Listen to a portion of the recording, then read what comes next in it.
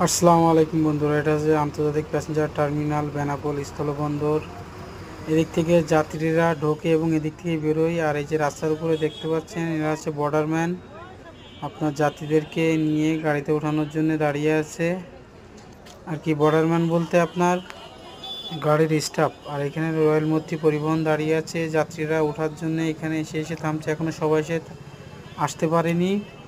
যাই হোক বন্ধুরা, এখানে গ্রিন লাইন বলেন, তারপরে আপনার শ্যামলী বলেন, সব গাড়ির যাত্রীরা এখানে আছে এবং পরিবহন স্টাফরাও আছে যারা যাত্রীকে অনেক গাইড দিয়ে থাকে। আর এই যে কলকাতা থেকে এইমাত্র একটা গাড়ি আসলো, দেখতে পাচ্ছেন বন্ধুরা, শ্যামলী পরিবহন কাস্টমার চেকিং শেষ করে প্যাসেঞ্জার টার্মিনালের সামনে যেয়ে দাঁড়াবে।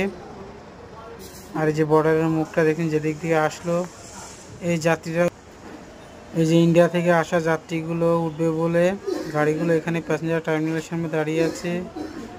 আর আমাদের বেনাপোল স্থলবন্দরের জেলার লেবার ভাইরা আছেন, তারা যাত্রীদেরকে অনেক ভালোভাবে গাইড দিয়ে থাকেন। এই যে যাত্রীগুলো দেখতে পাচ্ছেন গাড়িতে উঠতেছে, এখনই রওনা দিবে ঢাকার উদ্দেশ্যে। সব যাত্রীগুলো কত সুন্দরভাবে উঠতেছে দেখেন। আর পরিবহন স্টাফরা তো আছে আলহামদুলিল্লাহ, তারা অনেক যাত্রীদেরকে অনেক দিক থেকে সুবিধা দিয়ে থাকেন। ঠিক আছে, আলহামদুলিল্লাহ।